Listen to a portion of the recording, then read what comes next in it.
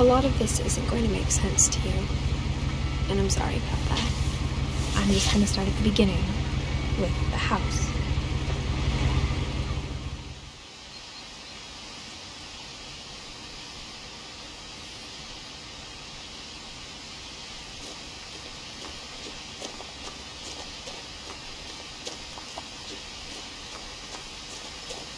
I lived here until I was 11, but I wasn't allowed inside half the rooms.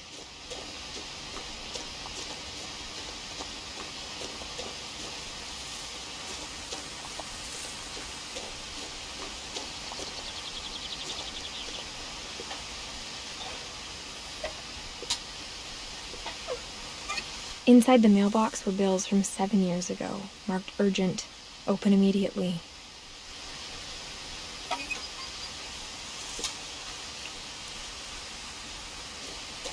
I hadn't been back since my brother Lewis's funeral.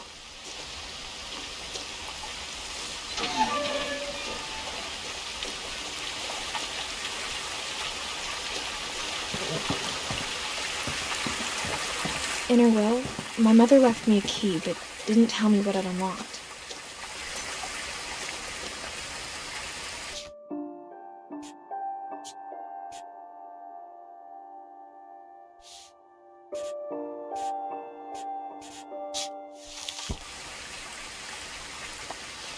Maybe she thought I'd know, or she thought that the mystery would be enough to bring me back.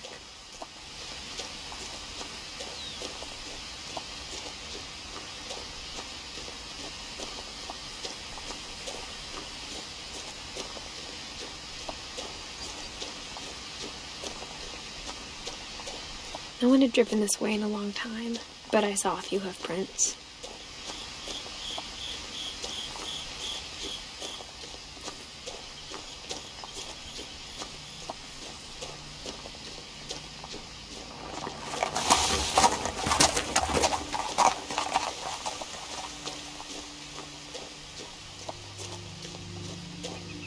The truth is, even after I inherited the house, I never thought I'd come back to it. But now I had questions about my family that only the house knew the answers to.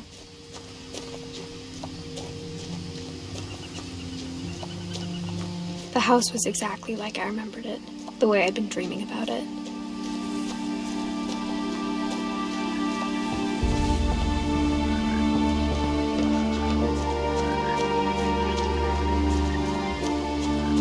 As a child, the house made me uncomfortable in a way I couldn't put into words. Now, as a 17-year-old, I knew exactly what those words were. I was afraid of the house.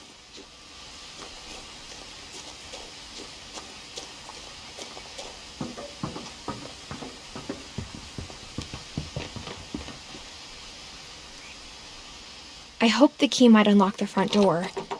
It didn't.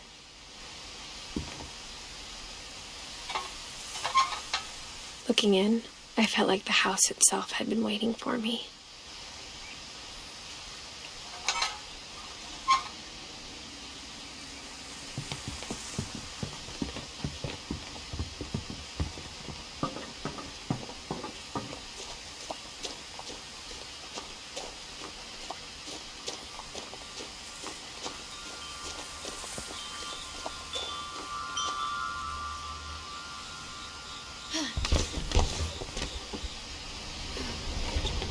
Crawling through the doggy door used to be a lot easier when I was 11.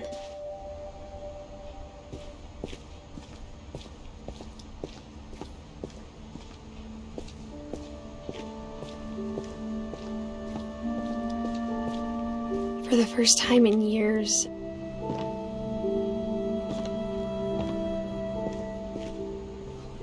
the power had been turned off the night we left.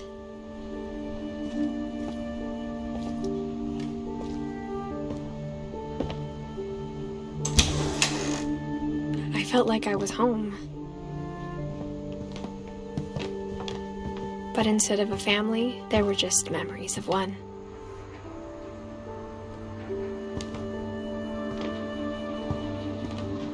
Like how after Lewis started working at the cannery, we all got sick of eating salmon, except our cat, Molly.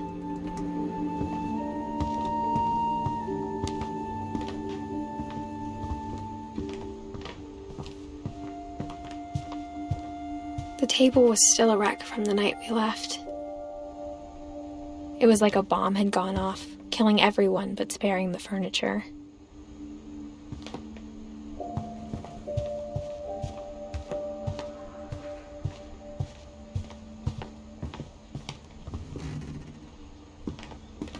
Nothing in the house looked abnormal. There was just too much of it, like a smile with too many teeth. Even the fireplace had a story. Edie told me the bricks came from the original house, after it sank.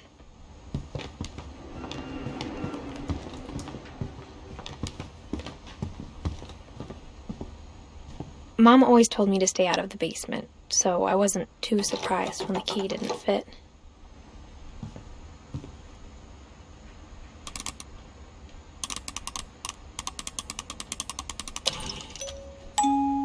Great-Grandpa Sven built a music box for Barbara, along with the rest of the house.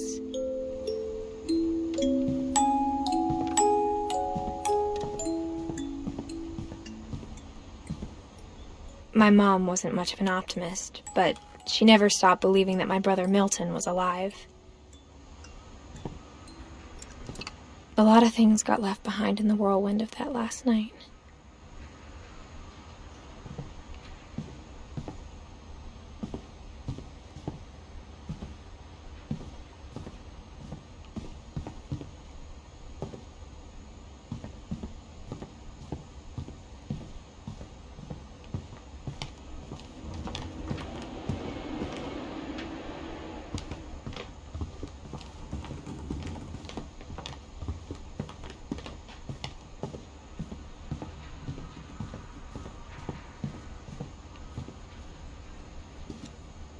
After Milton disappeared, Mom sealed up all the bedrooms.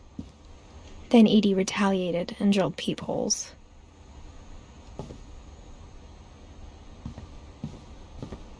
Whenever people ask me about my family, the first thing they always want to know about is Barbara.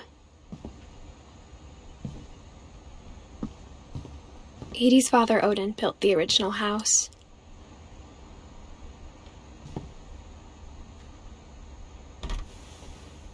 Barbara was a child star for 2 years, until America grew out of it.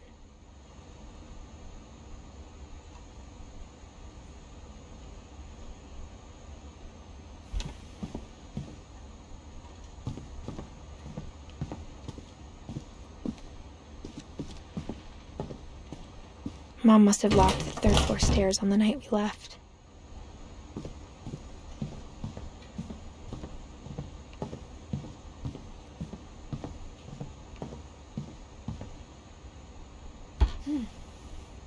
The last time I was in Edith Sr.'s room, I was 10 and she was painting my portrait.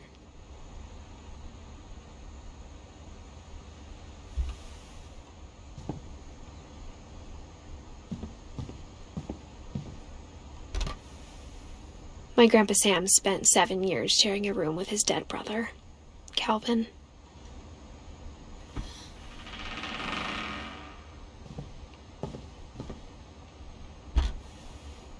As a kid, I just assumed every house had peepholes and sealed rooms you weren't allowed inside of.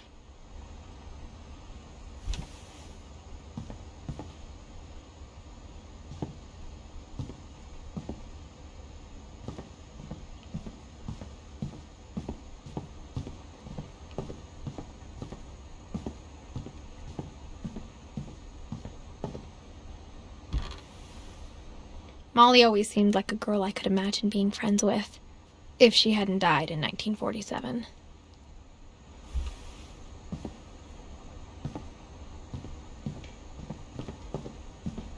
I spent a lot of time playing in Great Uncle Walter's room.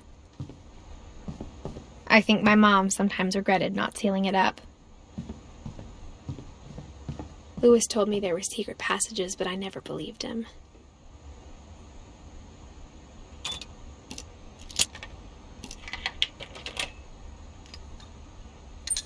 Turns out, my mom was really good at keeping secrets.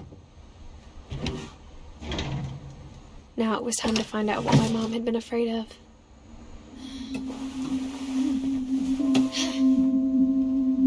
From the paintings on the wall, it was clear my brother Milton had been here before me.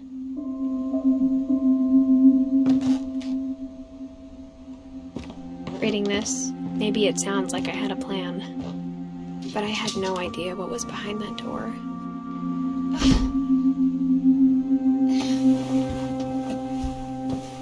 Just like I had no idea where all this was gonna lead.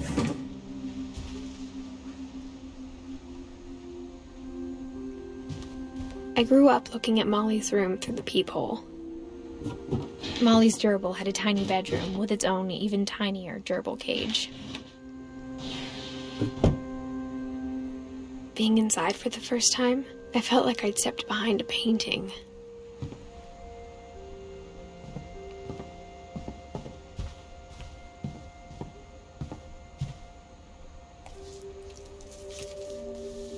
December 13th, 1947. Dear Diary, I'll be gone soon, but I wanted to tell somebody about what's gonna happen. It started when Mom sent me to bed without dinner. I woke up and I was starving, so I looked around for something to eat.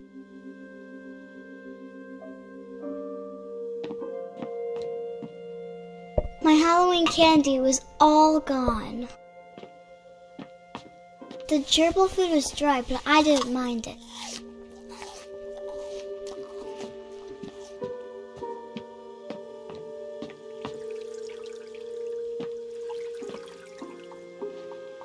I thought about eating Christopher, but I held back.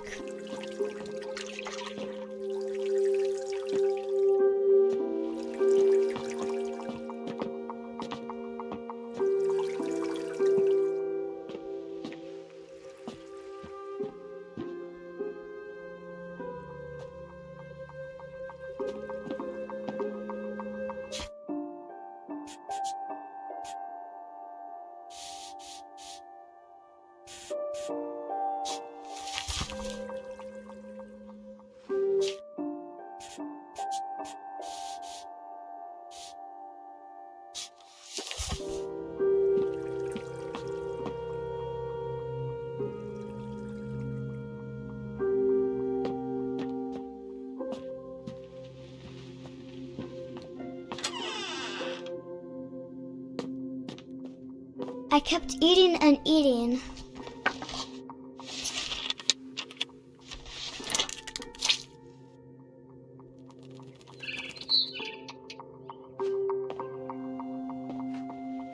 I ate a lot of things that night.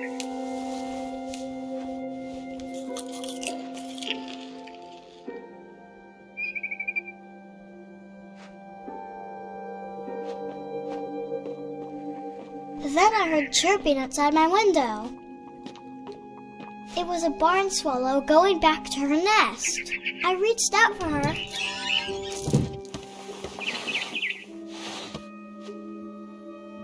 And suddenly, I was a cat.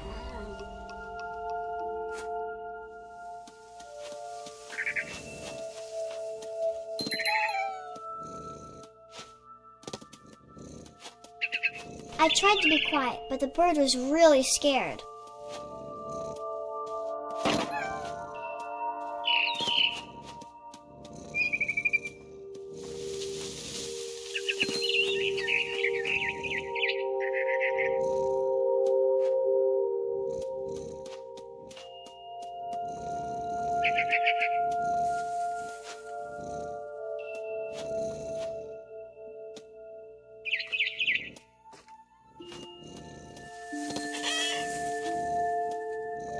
Mom and Dad didn't even look at me.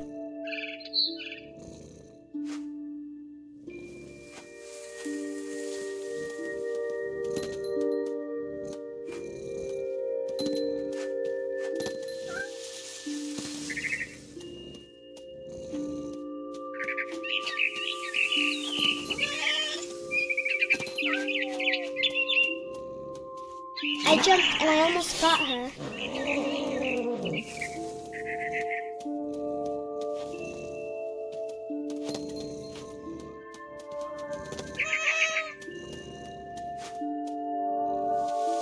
I could tell she was getting really tired. Now I was up in the big tree. I promised Dad I wouldn't climb it anymore. All I cared about was eating that mama bird. I gobbled her up. And suddenly, I was an owl. First, all I heard was the wind. Then I heard little teeth nibbling in the grass.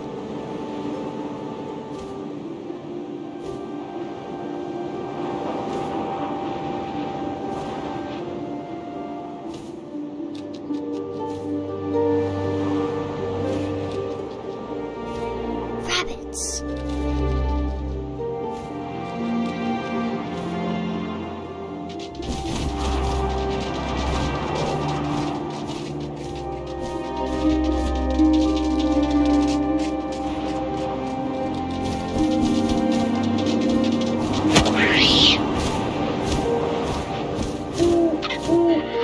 His face looking up and seeing mine through my talons. I swallowed him up, and I didn't chew one bit. Then I flew off to find something bigger.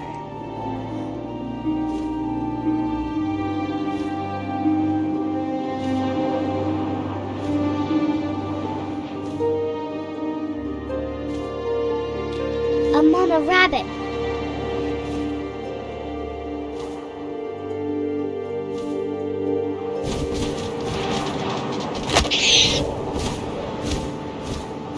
She was almost too big to carry. I started choking, but I couldn't stop eating. And suddenly, I was a shark.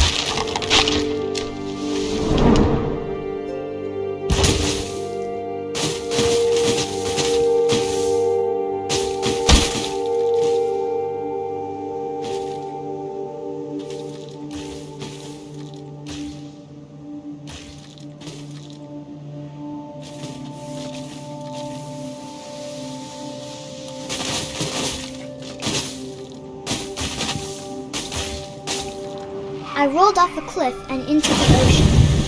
Now, I was hungrier than ever.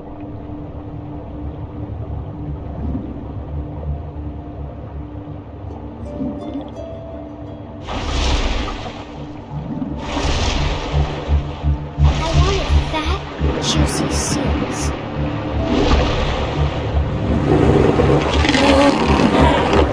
I tore off her flipper, and it tasted really good.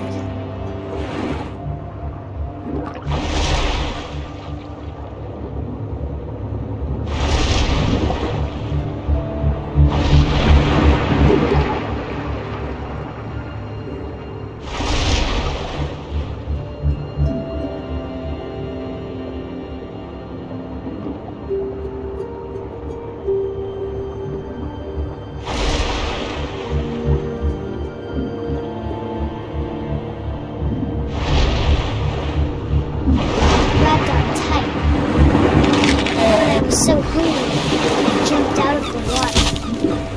When I opened my eyes, everything had changed.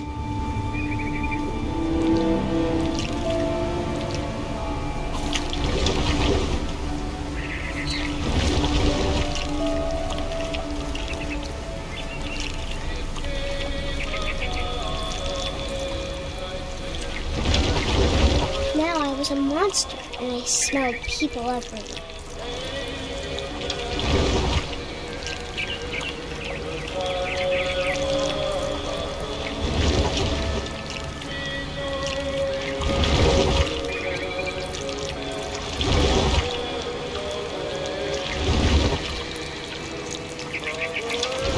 I was big, but I moved real quiet.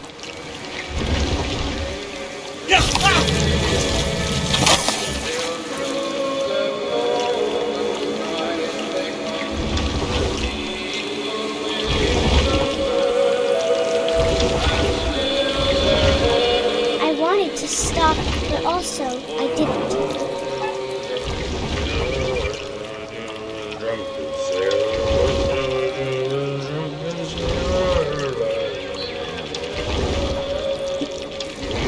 Belly with a rush.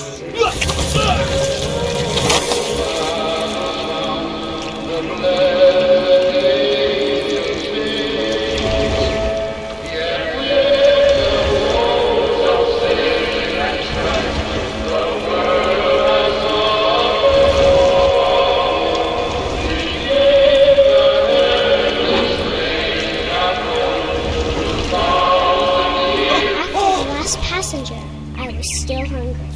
And to cross the water, I swam into the canoe, something I had to have, so I swam towards it.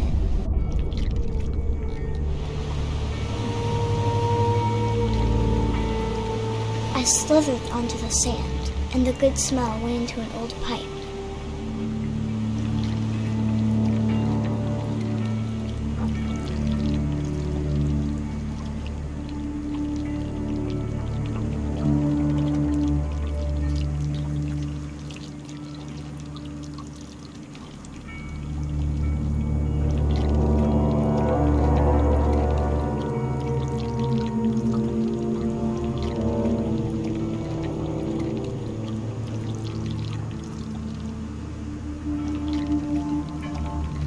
I got closer and closer.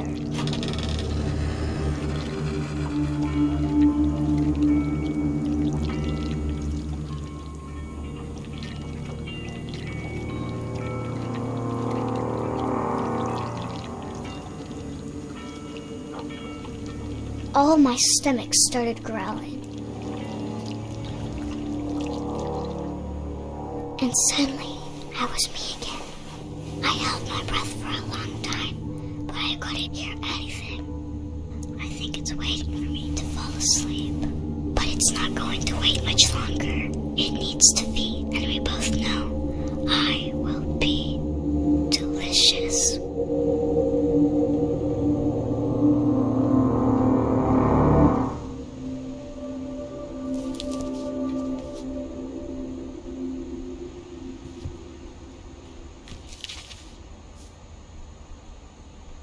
I'm not sure if I believed all of that, but I'm sure Edie would have.